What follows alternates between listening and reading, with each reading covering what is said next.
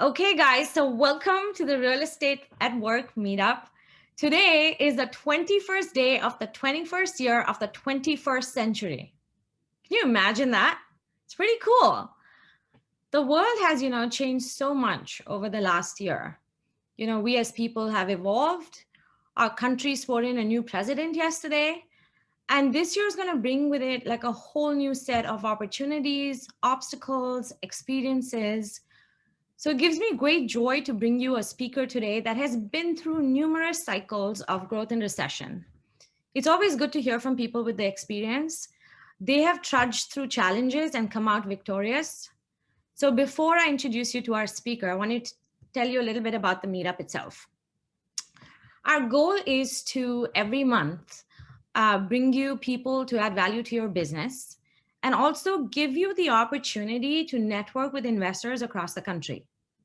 That is powerful. So take the time to meet new people, add them to your network. You never know where your next big idea is coming from. I will be interviewing on today's meetup. I will be interviewing our speaker for the first hour, and that's going to also include Q&A from you. So make sure to leave your questions in the chat, and I can ask them to Ken. And this will be followed by small group networking in breakout rooms. You'll meet 3 or 4 people, and so you can, really dive in, see where they're from, see, what their business is about, and get some cool ideas. Also, a huge shout out to my behind the scenes team, Neely, Israel Lopez, and Teresa. They're going to be managing the chat. They're going to be putting out links. We do have a really cool YouTube channel that we started with all of our past videos. And also we do have a meetup group. So join the meetup group, go check out our YouTube channel. There's some really fun videos there. And this video too will be uploaded on there shortly. So without further ado, I'd like to introduce you to the very wise, very successful real estate icon and legend, Ken McElroy. For over 2 decades, Ken has experienced great success in the real estate world, everything from investment analysis and property management to acquisitions and property development. With over $750 million invested in real estate, Ken is able to offer a pretty unique perspective on how to create the largest return on your investments. He's been featured on Fox and Friends, Forbes, ESPN, and many more. So we're really excited to have him here. He's also a consistent contributor to the Rich Dad Radio. This is what's cool. He is the author of the best-selling books, The ABCs of Real Estate Investing, The Advanced Guide to Real Estate Investing, The ABCs of Property Management, and most recently, The Sleeping Giant. He's also advisor to the Robert Kiyosaki of the Rich Dad Company, and also is a chapter contributor to the newly released Rich Dad book, More Important Than Money, An Entrepreneur's Dream. So, Ken, I'd love to give you the microphone. Please tell us how you got started in real estate. Hey, everybody. First, shout out to everybody. Thanks for taking your time. I know time is valuable, especially for all of us. So thank you, first of all. So thank you for the nice intro. I really stumbled into the business. I was actually heading into a marketing and advertising degree right out of university and couldn't afford rent, and I was racking up student bills. So I started managing property when I was in college, to help pay rent. And I liked it. I liked the property management business. I didn't think it was incredibly difficult.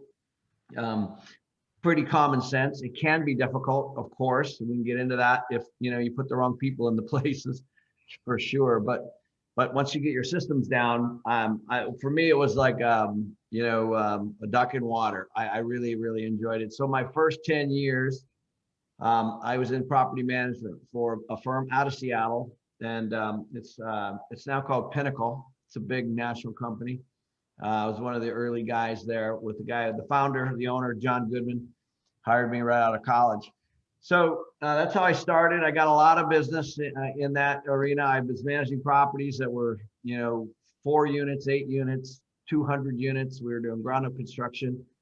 And then my role just expanded. I was managing properties up and down the West Coast and got to learn a lot on the other side of it. So we would have investors like yourselves come to our company and turn the property over to the management company, and then we would take it from there. And so because of that, I learned a lot. I learned a lot about due diligence or lack of, and I learned about bad financing and bad partnerships, and and then just a number of things to be able to turn buildings around. So by the time I actually started investing, I was I felt like I at least had that base down, but I didn't know how to do it. And so that's what I started doing after that. Is I started my first firm, started raising capital, started buying buildings and fixing them, basically doing exactly what I had already done before, but I was doing them as a property manager. Now I was doing them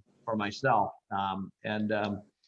So now we have we sold some properties. So I think we're under somewhere just under 10,000 units at the moment. We've got some self-storage, some office buildings. We do ground up construction. So I have a property management company, got about 250 people in it, I think. And then we've got a construction company and then a development company. And so all I do all day long is look for multifamily deals, whether it's land or whether it's finding deals for value adds like a lot of you. And I really love the business. So that's Ken, what's funny is Ken and I had a conversation a couple months ago when I was in Scottsdale, and Ken casually said to me, I own about 8,000 units, and that's only because I ended up selling 2,000 units over the pandemic. And I'm sitting there thinking, what? 8,000? Like, how is that even possible? So Ken, I'd love to know, how did you go from having 1 unit to 8,000 units? Like, what does that journey look like? Well, I made a lot of mistakes, I'll tell you that. I mean, sometimes you make bad buying decisions based on the money. Sometimes you do it based on, you need to keep the lights on. Sometimes you get emotionally attached to things, but we've obviously made a lot of good decisions too. And the truth is when I got to 1,000 units, I was obviously ecstatic. And then I was like, okay, what's next? And then my next benchmark for me was 4. And then the next, it just keeps growing. And then you don't know what you need until you need it. And, I had problems in accounting. I had problems in, investor reporting. I had, all kinds of stuff. The one thing that I was always pretty good at was property management. But, and so that was a big learning lesson for me. Those systems are so important, as you know, and so we focused on those. I didn't know how to hire a CFO, a COO, any of those O's, or C's, I was doing the same thing you guys are doing and trying to figure it out. And then I forgot about Robert. So, Robert was, for me, Robert was just another investor. He had just released. Wait, so Ken's talking about Robert Kiyosaki. Robert Kiyosaki. So Robert, like you guys, I'm raising money. You don't know who sometimes you're going to sit in front of. Robert was one of those people, Robert and Kim. Rich Dad Poor Dad had just come out. It was not a hit. It was out maybe 3 or 4 months. So this would have been 20 years ago. And I was building my investor base just like you. And he obviously ended up being bigger than life. But at the time, he was, to me, just somebody I was raising money from, raising capital from. And then obviously, he invested in a deal almost a year later. And then that was a success. And then and then slowly over time, they invested more. And, but as you guys know, just like you do now, I was raising, from lots of people at that time as you're doing deal flow. So, and then one day he asked, won't you come speak at one of my events? And the truth is I actually forgot. Like, he told me he had like a 2 or 3 day event, and I was home, and we're all busy, and literally it was a Friday, Saturday, Sunday event. I was at home on Sunday morning, drinking coffee, and I'm like, oh shit, Robert, like I got to go to this event. So I went to the event and I had shorts on, a t-shirt, flip-flops, because it's Arizona. And, drove out there, not even, prepared, nothing. And he pulled me up on stage immediately. He saw me. And that was the first time I'd ever really done a presentation or anything. And of course I was horrible. And he's like, tell him what you do. So I just started talking about what I was working on. And then everybody flooded to me, like 100 people afterwards. And next thing you know, we became really good friends. I wrote, obviously, the books. Didn't know how to write a book. I mean, I always wanted to, but I didn't know how. And then he's, been a big advocate of our company and us and me. And he's a good friend now, obviously, this many years. I had dinner with him last night. I saw him today. We're really close. And as I am with a lot of our investors, so we have a database right now of about 2,000 high net worth investors. And when we find deals, we put it out to our group, and that's how we fund them. That's amazing. Please tell Robert that I'd love to have him on our show as well. You have to hook us up. So you said, a lot of investors you're close with. What did they see in you? Like, how were you able to add value? Like for me personally, I'm looking at syndicating my first deal this year. So what do I do as a newbie, like never having syndicated a deal, never having raised funds collectively? So what would I do as a new investor in that space? Sure. It's actually really simple. It's actually, go back to, somebody who's ever, you asked you for money, and have they paid you back or not? Like, I mean, it's really that simple. Right. And so there's just a lot more zeros. So what happens is, then that's where the experience comes in. So, right. A lot of times what I find is if people, most investors, my experience at least has been that most investors are pretty sophisticated people. If they're, investing big sums of money, they've done pretty well in some areas of their life, and, probably have some coaches and mentors and financial advisors around them to, educate them, which is probably one of the reasons why they're going to you guys or come to us. And so they ask good questions. And so, right. And so my experience has been that obviously the investors, there's a trust issue there, as there should be, on whether or not you're going to pay money back and how you're going to pay it back. And so whenever we find anything, that's the first thing on, I'm always, and also I'm investing alongside of everyone. So that's important. But at the end of the day, how are we all going to get our money back? And it's going to be through this real estate deal. And so the deal needs to be no bullshit. It needs to be like a real deal that's really going to work. And then what happens is when that happens, then their trust level goes way up. So if you take money from them, you give it back to them a year later, 2 years later, 3 years later, or whatever, or you do what you say you're going to do, or whatever in the business plan, that's when the friendship begins. That's when the friendships develop. Kim Kiyosaki will tell you, she said this publicly a lot. I always under promise and over deliver. I always do. I'm always really conservative on the numbers. I'm always really conservative on the distributions. I always give me, and then that's how I raise money. And then I hopefully beat those numbers. And so that's what we've done consistently on almost all of our deals. And then over time, like anything, you're managing people's monies, or at least part of them. Right. I love that advice, Ken. And that just goes to any kind of investing, right? So tell me this too, and this too, whether you're single family investing, multifamily investing, deal finding as a process. So what was, when you first started out, not having so much credibility, not having that much experience under your belt, what were some of the things that you did to go out and find those killer deals? Yeah. Well, I going back to my property management. So, the smaller deals are easier to figure out. And so obviously a single unit or a 4-unit or 8-unit, it doesn't take as much work, but the philosophy is based on the market going up next year, then that's pretty flawed. If it's based on what I call forced equity, which is the greatest way to raise money, then and you still obviously talk about that market, then that's been my experience that the investors really like that. So let me give you an example.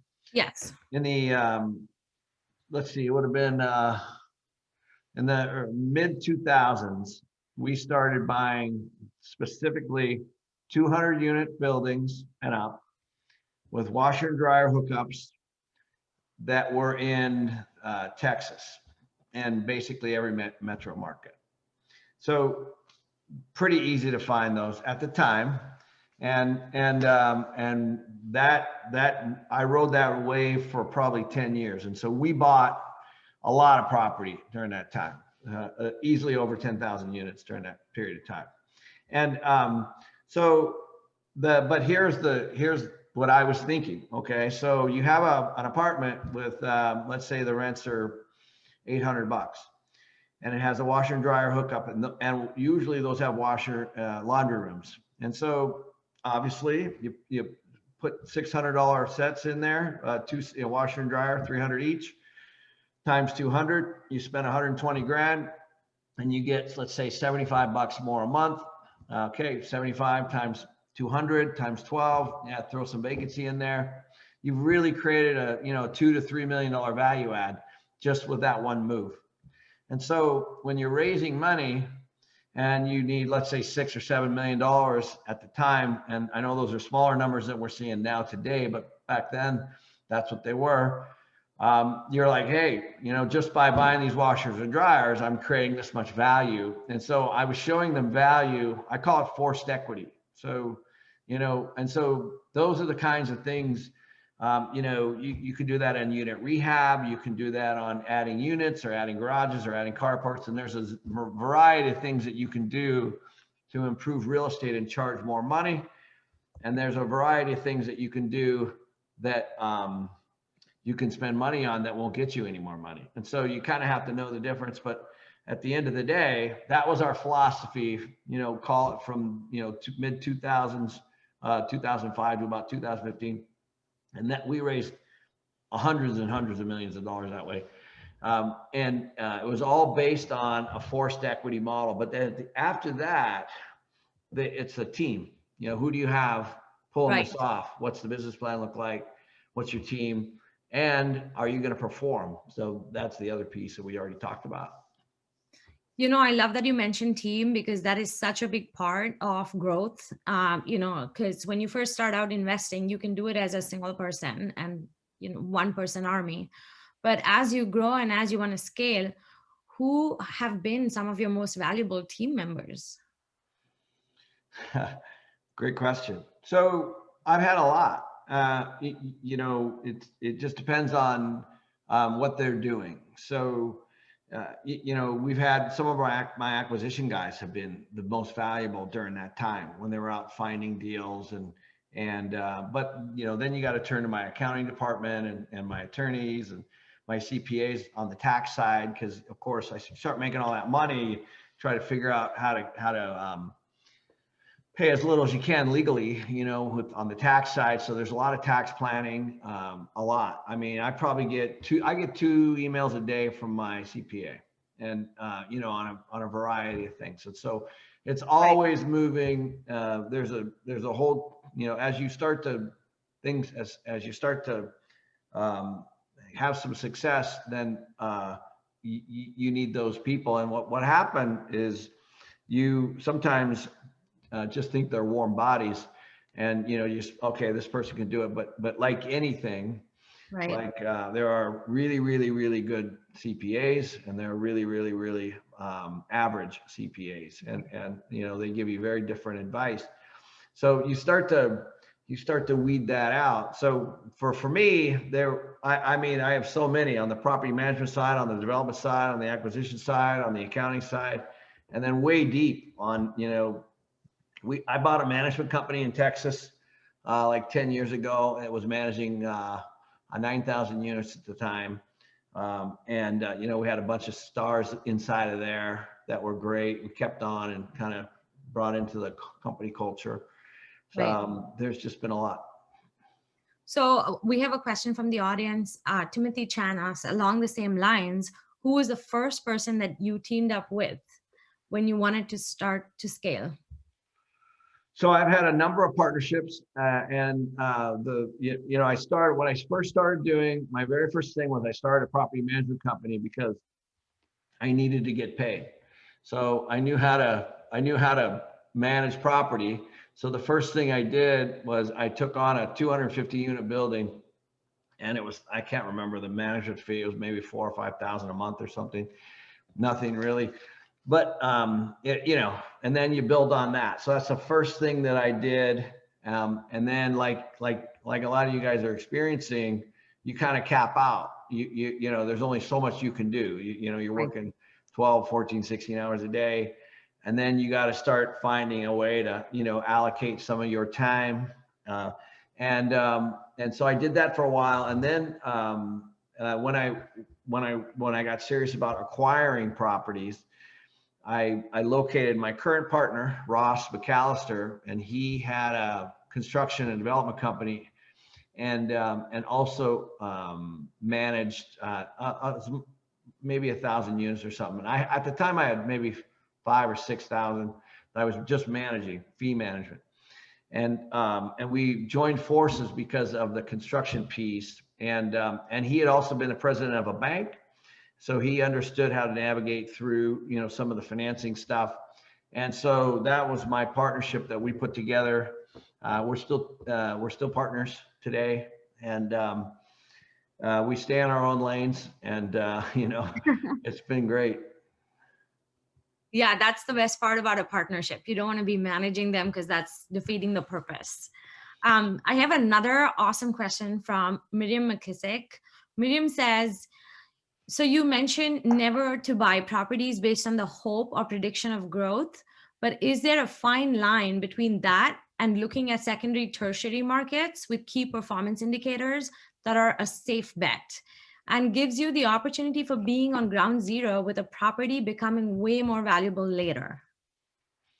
Well, if all those things are true, then yes.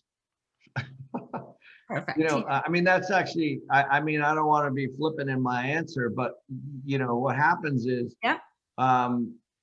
if obviously if there's a second, I consider Las Vegas a second tier market, as an example. Right. Most people do. Some people even consider it a third tier market. As Seattle, Portland to, let's say, Eugene, you can go right down, or Seattle to Tacoma, or whatever, you got second, third tier. And so when they're blended together like that, there is a lot of overflow, and especially when there's affordability issues and things like that, and pushing people to those areas. And then you have these 45-minute or hour, or even plus commutes. Of course, you're going to have those kinds of things. And so, what I'm talking about is, are rents going to be when you're just automatically budgeting 2 or 3% or 4 or 5 or 6% rent growth next year because they had it last year? That's what I'm talking about. Or if right now it's you can't really pick on single family because there's no real supply and things are going like this, and it's crazy. But it's not a normal market, and which is good if you're going to be in that business at the moment. So obviously you got to take all those factors into consideration. In my experience of being in some of these smaller markets, I have done that a lot over the years. We're in a couple small markets, and one had a pretty heavy military base, pretty heavy presence. and Border Patrol. So it's down on the border down by Mexico and Arizona. And you know, when the Border Patrol made cuts and the military base cut back, it hurt the whole town because, you know, it kind of lived and breathed on, you know, basically those two big industries. And so that's what I'm talking about. That can happen with a university, you know, downsizing. It can happen with a big corporation going out of business. You know, obviously you're seeing it in oil and gas right now in Houston. You're seeing it in Tulsa, Oklahoma, and Oklahoma City, which are kind of oil. You know, one areas that are oil. And so there's, you know, you have to just keep that in mind. You know, I have friends that have invested in Midland, Texas, which is way down the list. And, you know, they've done really well, and they've also not done really well based on what's going on with just oil. So that's what I'm talking about. You know, got to be careful. You're better off to pay more money, in my opinion, and have a very diverse economy. You know, that's great to hear. And we are getting a lot of questions from our audience just with regards to multifamily syndication. So I want to get into that. But first, what are some of your predictions for 2021? Well, I think the government is going to step up and help landlords and renters. So I think that's a good thing.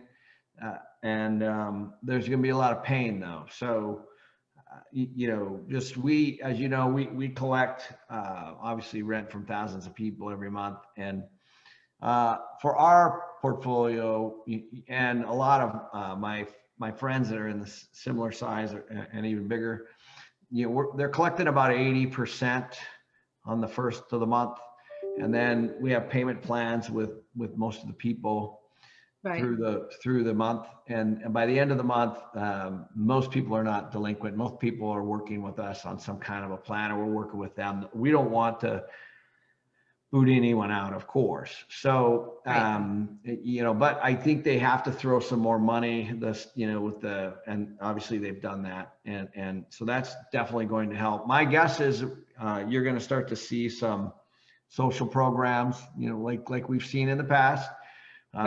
Tax credit stuff, or Section 8. You know, that was a program that started a long time ago and got refined in the 70s. Still around. It's needed. There's a big waiting list for it. You know, those kinds of things. I would imagine you're going to see that all bodes well. You know, for landlords and for tenants. And but with all that, I do believe, and I've talked about it on my YouTube channel, I think we're going to see some pretty good inflation. And you know, but I don't really think you're going to see it for a while. But I think that, you know, if you look at inflation over the years, you know, going way back, it's been very high at times, and you know, 4, 5, 6, 7, 8, 9% in the U.S.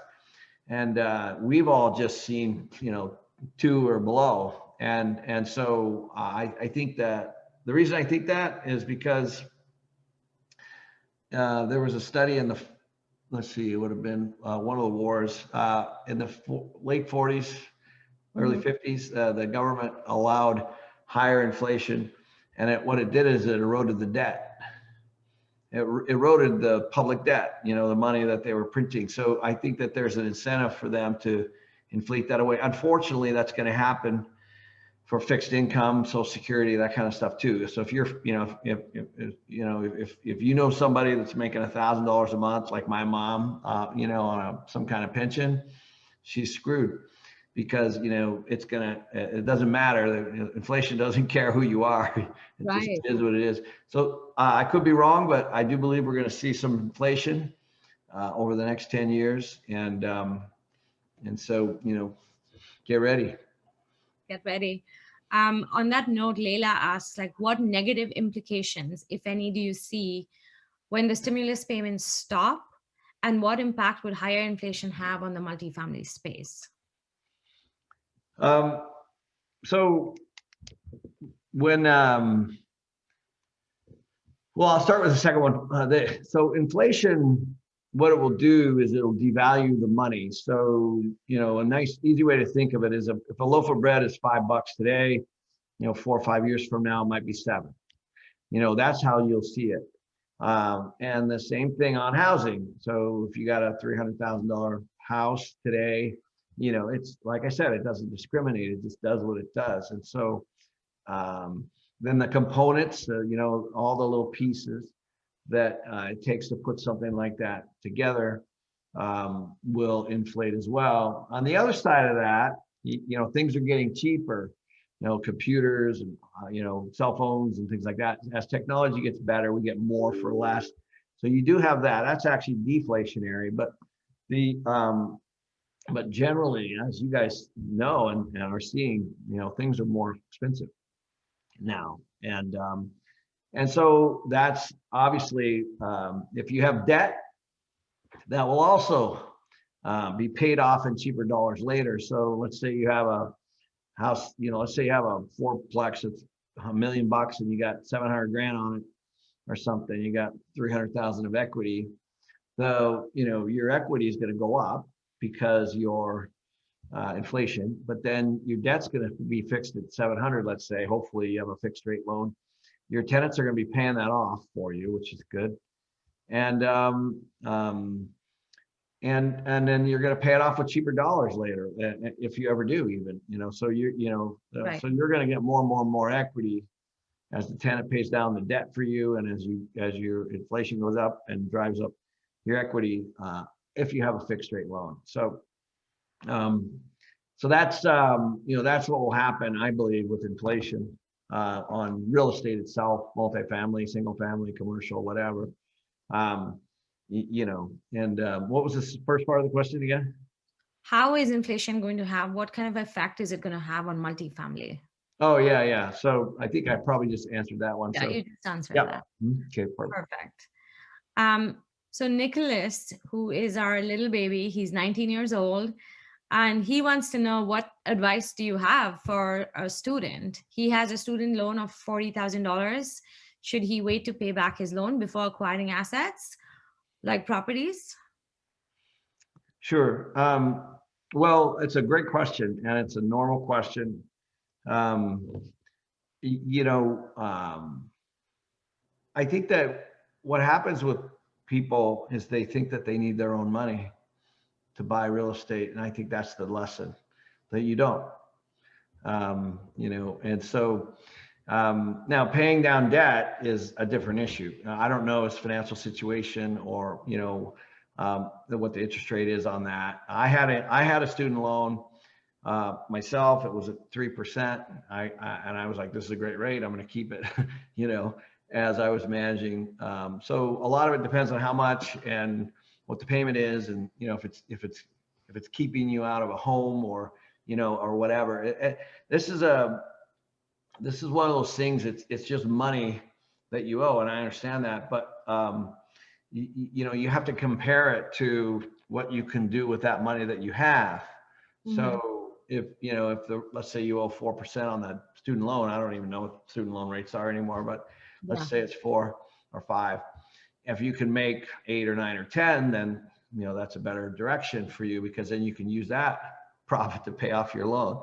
So as opposed to just paying down the loan. So there's a bunch of ways to skin that. But the big lesson is, and this happens all the time,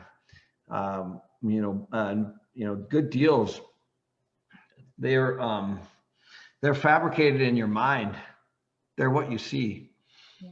That's all they are. And then, when I look at deals, a lot of people don't see what I see, which is okay.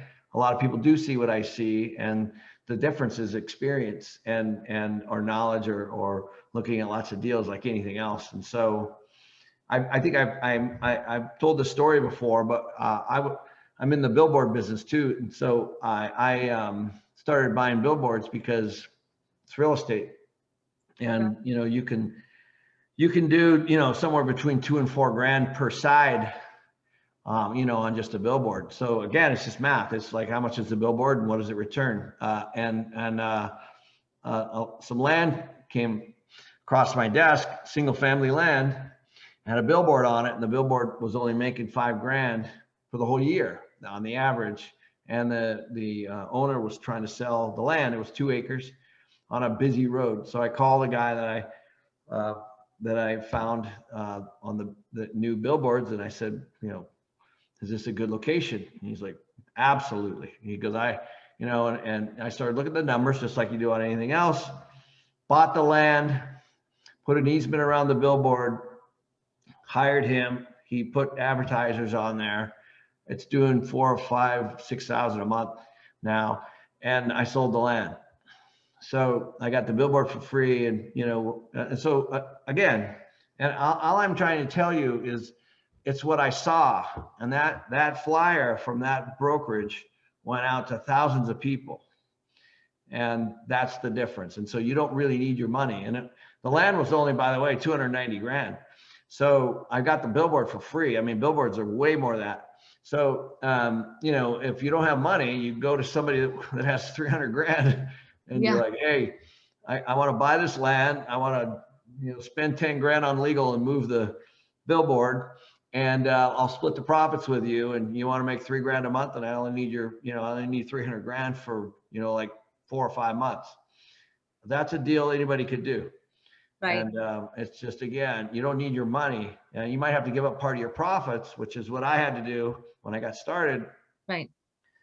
But that's how deals are done. So that's a great segue into this. A lot of people on the chat are asking about how to get started in multifamily investing when you're first starting out, when you don't have too much money. I think Ken just answered that is you have to probably give up some of your equity or your profit to go find those amazing partners that keep coming back to partner with you until you don't have to anymore. Right? Yeah, it is. They recognize the fact that you don't have any experience, but you have hustle. You have, you're going to work your butt off. I was looking at my friend's moving I live in Scottsdale. He's moving here from Coeur d'Alene, and he was here over the weekend, and I went and looked at a house with him, and this kid, this realtor sitting and doing this open house. I love this kid. He's like 26. He's hustling. Like, I would give that kid money. I just know that he's going to be successful. You guys know. So, you just got to be able to, he basically said, I'll do anything. I'll sweep your floors. I'll do this. I'll do that. I'll just give me a little piece. Just give me a little piece. I want to learn. When you have that kind of attitude, that's how I started. That's how most of the people I know started,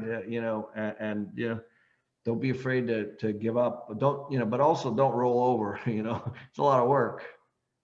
Yeah, I mean, I'm so happy you brought that up, because a lot of 20-year-olds come to me every day and they're like, hey, what can we do? How can we get started? And I'm like, I just love your hustle. Like, if I was thinking real estate investing when I was 20, then I'd be Ken today. I'd have 8,000 units, right? So like Gregory Mancayo, he's here somewhere, and he reached out to me. He's 23 years old and he's in Tampa and he's crushing it. And I just love that about these, younger people trying to get into investing. Yep. So I do want you to take us through a business plan. How do you evaluate? I think that would be super helpful for a lot of more seasoned and also even new investors. Yep. Well, I think that, I'll just start kind of in the beginning.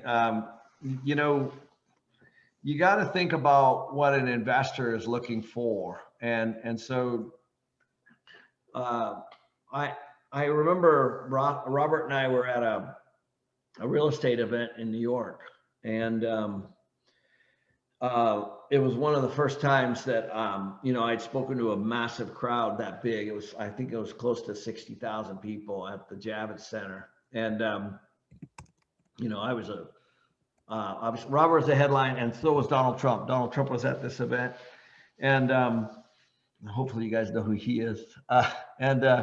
So anyway, and we were walking through it was New York. So we were walking through the event center, and they had all these booths with these people. And these really good looking girls are standing next to these big, you know, pictures of these big high rise apartment buildings in Seattle, and basically two models. And I grabbed this brochure, and, you know, it's beautiful. You know, like one of these, it's like 2 foot by, you know, 2 foot, and it's got all these black and white, beautiful gloss photos in them. And you know, I'm walking through this thing, and I'm fumbling through and gathering stuff because I have to speak, but I'm looking at deals everywhere, as you guys do probably would too. So anyway, we get back into the thing, and I'm sitting there with Robert, and I go, you know, like, check out this business plan, man. I go, these people are desperate, right? They got models out there, and, like, you know, it's like, you know, I mean, they spent a lot of money on this stuff, and we basically said at that time, you know, the bigger the brochure, the worse the deal, right? You know, as you guys, because the thing is, like, as you guys know, like, when you guys have a good deal, I mean, I know Taro very well, and he's on the phone. There's no shortage of people at this point in his life that will fund it. You know, everyone's excited, including him. And, you know, these deals are done on the back of a napkin. I call Robert or a couple friends of mine, you know, on something. And at this point in my life, I can do that. And they get funded. You know, good investors recognize good deals. And so I think that's important to know before we, you know, go into the business plan itself. Right. And because, like, I have one of my acquisition guys that works for me now. He came from the brokerage world. So he was a multifamily broker, a very good one, for 20 years. And I always have to say to him, I'm like, Bobby, take the damn broker hat off, put the owner hat on. Like, you know, I mean, every flipping meeting, I have to say this to the guy. It's ingrained in his head. Like, you know, he's just sell, sell, sell. I'm like, dude, you're on the other side of the desk. Like, you know, and so, it's just important. You can get into any kind of deal today and use whatever numbers you want and make it look however it needs to be. That's not hard. You know, and I'll share one more story before I get into this. Those deals, one of the deals we sold that you mentioned at the beginning was in, it was in Houston. And it was a couple hundred units or something. And we had a long process of the CBRE, did all the marketing and all that. And, you know, when we put it out we had lots of people bidding on our portfolio of about 10 projects. And anyway, so this deal goes into escrow with this group, and you know the whole process. I mean, you got all these bidders, 20 bidders, then you go down to best and final, you know, and I'm on the selling side. So we pick all these people based on their ability to perform, the money they can put up, the due diligence time, how much CapEx they're going to do, and all that kind of stuff. So you do all those things, and we pick them. So, and before I put these deals out for sale, I went to my management company. I said, listen, you know, where are we on this? Is there any more room to value add on this property? Because we're going to get like a 4 cap. And I go, I don't know that, you know, we're going to make that up through NOI growth. So let's take a look at maybe selling these. And so we scrubbed all these deals. So, but by the time I put them out, I didn't think that there was going to be a lot of value add on the properties. Now, maybe there could be, but so anyway, so now we're in escrow with this buyer. Lo and behold, guess who gets their business plan? Me. So I'm now the seller, and they're pitching me on the syndication side. So this is a lesson. So now it's awesome. So here I am looking at a building that I own, getting pitched by somebody who's trying to buy it. And you know, what does it say in there? I mean, you guys could probably pick the words. Management sucks, lots of upside, you know, value add, all the buzzwords that we're all using. Okay. And so the point is, and the lesson is, you can say whatever you want in these business plans, and you can lead an investor all the way down the road. And I'm not saying that they couldn't do it, but I'm saying that we tried already and we couldn't do it. And so I don't know. Again, you can do whatever you want with rent growth. You could pick whatever sales comp you want. You could pick whatever rent comp you want. You can say whatever you want around the expenses. But at the end of the day, if you're not right, you're going to have those investors for one deal.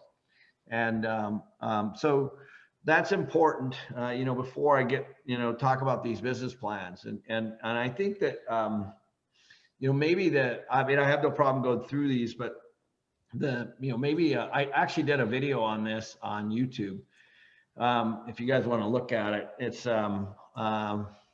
at kenmcelroy.com, I think / real estate at work. We'll put one up on there for you. That would be great. Yeah, we'll just stick one up there. But I did a whole business plan. I did a whole video on this. But there's basically 6 things that we try to stick in every one.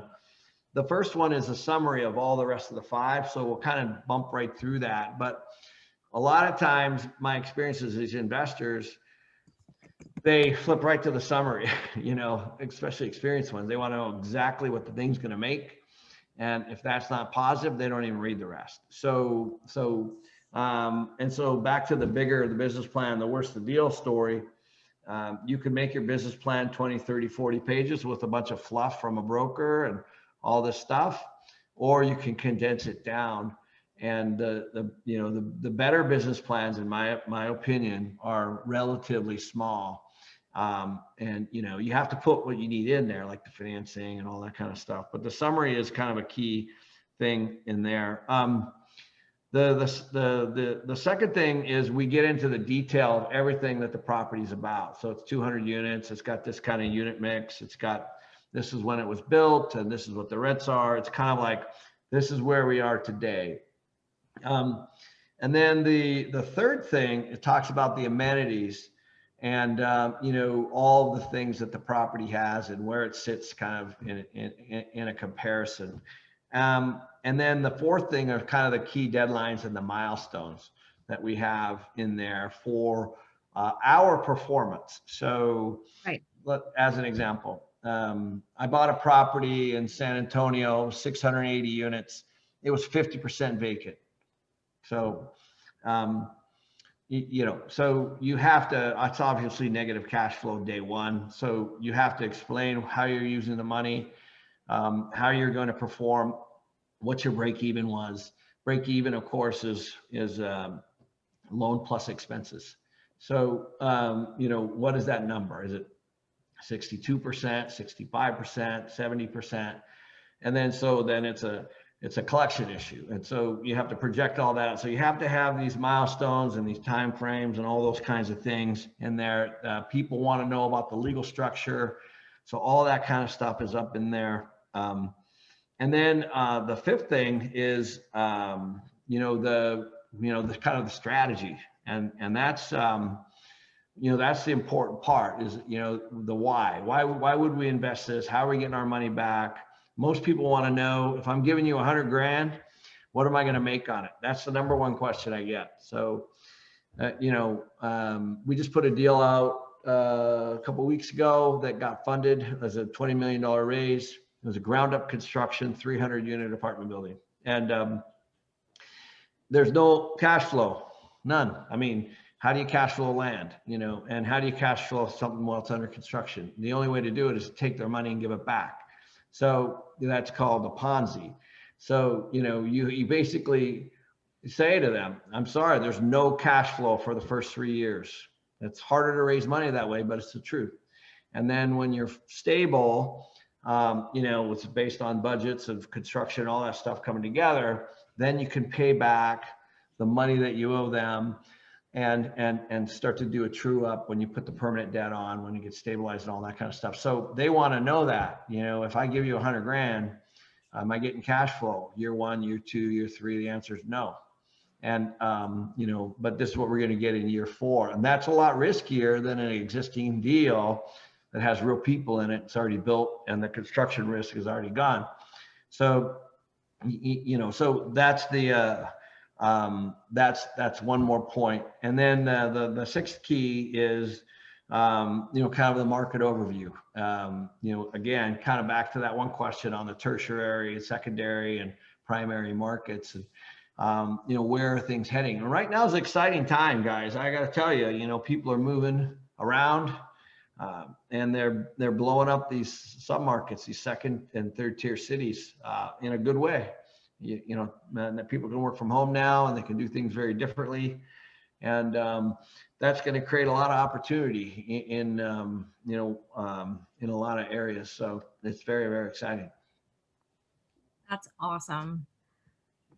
What a great way to basically put your business plan together. And this session is being recorded. It is going to be on our YouTube. I know I'm getting a lot of requests from people to rewatch this video. So yes, it'll be on our YouTube channel. In that same, I had a question here from Anthony Scandariato. I'm going to look for that. I think it was about capital raising and how you're finding your 506B, 506C investors, private lenders. Anthony, I see you. You're unmuted. Go ahead. But we can't hear you. You hear me now? Yes. Hey, Lekka. Hey, Ken. Ken, thanks for giving this talk. Sure. You actually answered the question. You say at this point in life, you call up your partners you've been dealing with for many, many years. So you answered my question, so I'm good. Okay, good. Thank you. Awesome.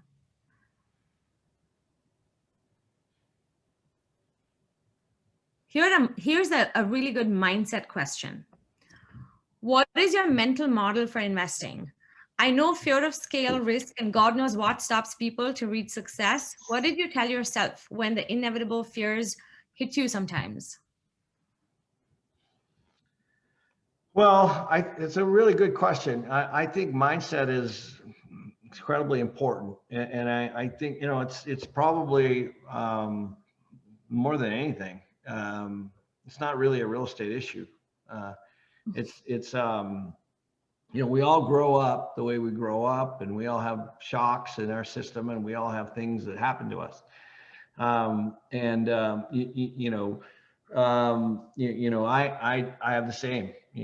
My parents barely graduated from high school. My dad was an alcoholic, the whole deal. And so, when we couldn't afford, when my mom would say we can't afford things, it was true. And so that's how I grew up. So I had to punch through those walls personally, and so at every level, even the level I'm at now, when I'm sitting down across from Blackstone or Lehman Brothers back in the day, or Goldman Sachs or whatever, it's easy to think that you don't belong at the table. So I think it happens. I think it will always happen probably as you continue to push yourself. But I spent a lot of time on that. So, I'm obviously read a ton. I'm massively in personal development, and I'm on a call with Robert every week and the advisors on this exact issue as we try to push ourselves. I've been to a number of seminars, probably like you guys have. I listen to everything I can. But I think probably the biggest lesson that I've found is when I was younger, I thought I had an open mind, but I didn't. It was pretty biased. It was pretty closed. And so, one of the things that I learned from Kiyosaki that most people don't know is when you're with him, he doesn't actually want to talk about himself at all. All he wants to do is learn what you know. And so he just peppers you with questions about this or that, because he's always trying to change his own position on whatever it is he's trying to change his own position on. And if you look at his stuff on his YouTube and all that, you'll see that he's done that himself. He changes his mind all the time, just like we all do, and we all can. And so I think that's probably one of the biggest takeaways that I had. But there's a tremendous amount of work around personal development and unwinding, things that, you personally created on your own and are projecting on other people. Ken, I wish I could talk to you every day. And you just told me that exact same thing every single day. Because it's so true. Like, no matter what I've done in the past, me personally, every day I face a challenge and I'm like, I don't belong here, but every day you trudge through that. And then that becomes your past and that becomes your experience. So I just love that you brought that up.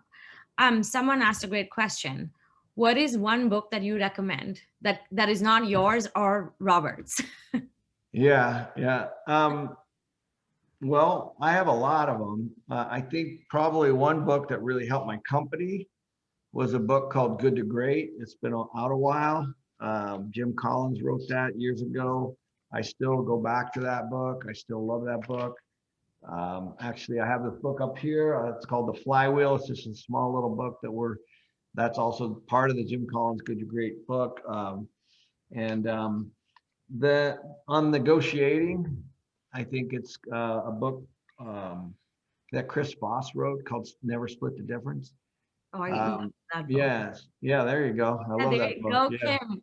So I met Chris about 2 months ago, actually, during the pandemic. He came to Phoenix, and I follow his work. That's why I got that master class on watched him. I'd read that book a bunch. I studied the book, and I also study books. So I don't know if I have it here. It's probably out somewhere else. Anyway, but if you look at the books that I have, they're highlighted like heck. They're underlined. I have tabs in there. I keep going back. Sometimes I'll study a paragraph for a long time. I actually really study a book, and as opposed to just reading it and say that I read it. So there's so many things. But those are two books I think that are really really important. Love that. We're going to just ask a few more questions, go down the list here, and for about 10 to 12 more minutes. Here's another great question. This one's from Tarl. What red flags should investors look out for in fund offerings today, considering so many people are starting funds at the moment? Yeah, they are.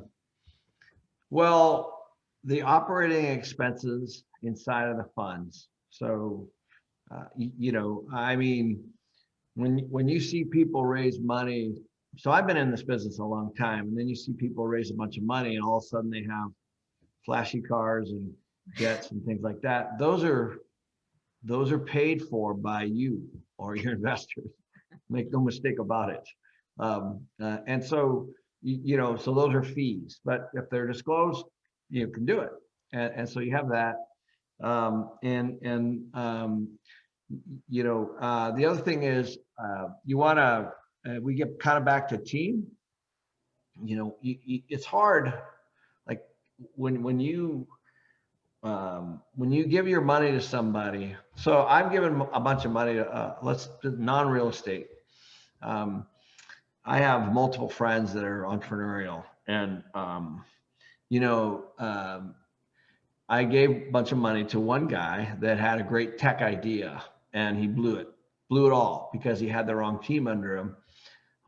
And then he was a little embarrassed and raising more money to try to keep the company going and all that kind of stuff, and basically went down with the ship. And then I have another friend that same thing, decided to get into the CBD space in a big way, actually. It's called Caden Wood, and he is the founder of Lifelock.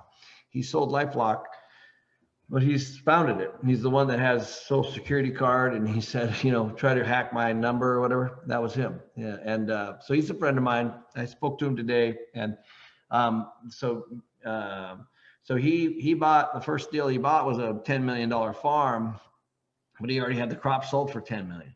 And so, it's just a different philosophy on how they both did business, and they both took my money. So I think that you gotta it really boils down to the team. And, people look at me as the face of the company and all that. And you have to have that, I suppose. But at the end of the day, you guys are relying on a lot of other people to find the greatest deals and put that stuff together. and make money for that money. And that's where a lot of the breakdown is after you sit down with a guy like me, I turn it over to, as you all do, to people to do the work. And that's often, in my experience, where the biggest issues are. So pick your team wisely and do what you say. Another question that's interesting. What are your 3 top markets to invest in? I think especially with regard to multifamily. Yeah, very good question. Again, I like to study demographics. So I look at everything. So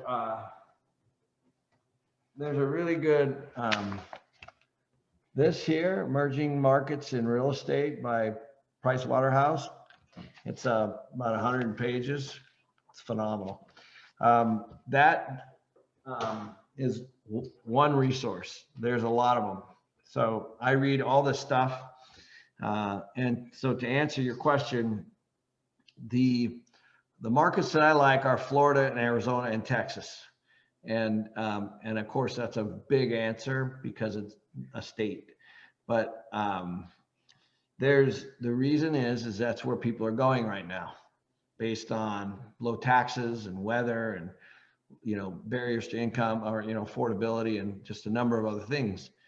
And that is a fact.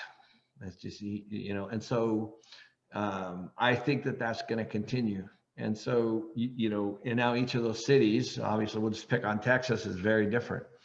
Austin is arguably one of the hottest markets in the country, and rightly so. That's why Oracle and Elon Musk and everybody, our people are moving there for multiple reasons. So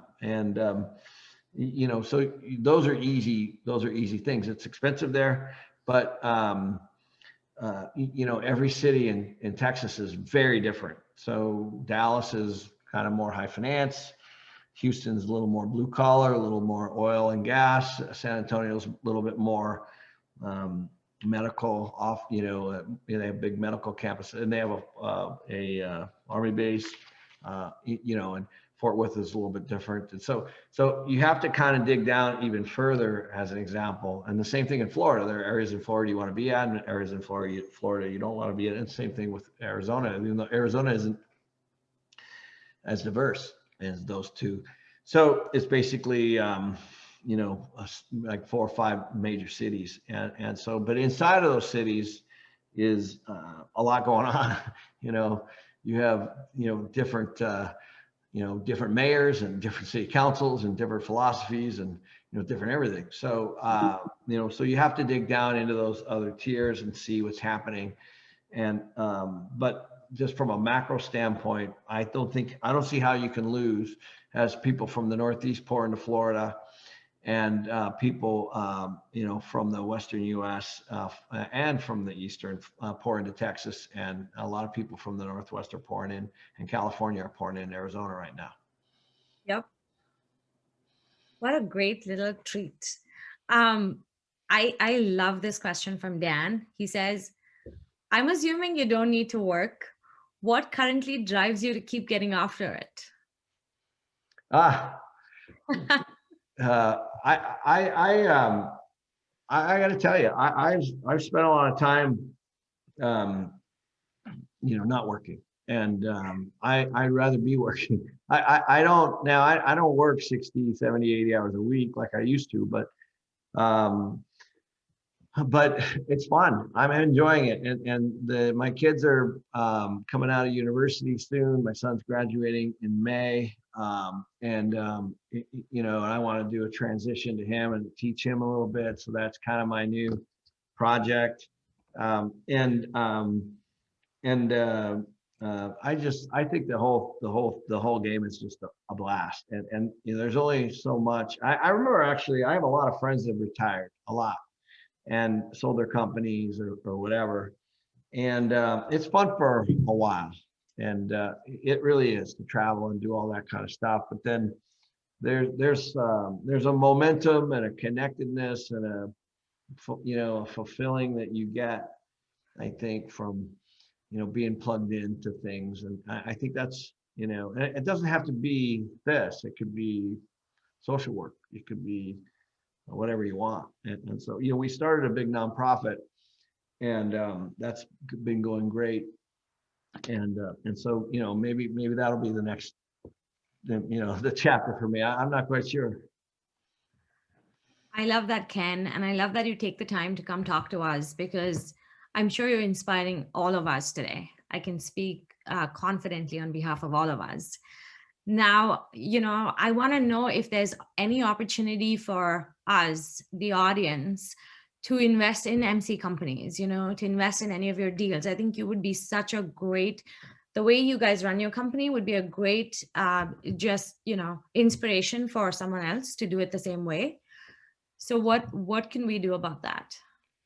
Yeah. So the way to do it is to go to the website, kenmcElroy.com, and you can just follow the process there, and click on a lot of. There's some steps, obviously, to get into the database, which I'm sure everybody has. There's some requirements, as you guys know, that we have to keep on the investors that we have. So there's that.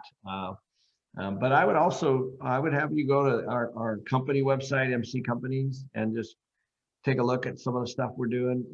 We just won the top company in Arizona for culture, and and this was I think our 5th or 6th year in a row, and then we also won that on a national basis. I think we were 9th or 10th in the country out of 50-some thousand companies by the National Multi-Housing Council. And so, we've got a really good culture. It's taken a long time to get there, and those are really the superstars at our firm. Are the people that are out there on the line. In fact, in an hour and a half. We're doing a online murder mystery with the entire company. And just because of COVID, I'm trying to keep everybody connected. And I love that. Yeah, I hired some actors. We do something every month. Our people are out there working hard. And, right. I don't want them to feel like you can't fly around like you used to. You got to be careful these days, as you know. So we're just trying to keep everybody connected, and as we all kind of navigate through this stuff. I love that. I love that you take care of your team. So I'm going to drop a link here. It's kenmcelroy.com/real estate at work. That's got all the information you need, to go sign up and be, part of one of Ken's future syndications, or, some of the things that he spoke about. Again, this is being recorded, so feel free to go back to our YouTube channel and rewatch this video. Ken drops so many knowledge bombs here that I know it's hard to digest them all. Ken, if people want to get in touch with you, is that another good way, is just go to the website? Yeah, absolutely. Okay, awesome. Yeah, just go there, and I try to get back to everybody timely. Obviously, I have a big inbox every day, Yes. which I actually enjoy, and I'm just having fun. And do connect with Ken on LinkedIn. He posts some really valuable information on there. Go connect with Ken, go connect with me. We're both on LinkedIn, and honestly, it's been such a great networking space for me. I just discovered LinkedIn, and I keep saying this. It's just, propelled me to think about different areas of investing that I hadn't thought of before.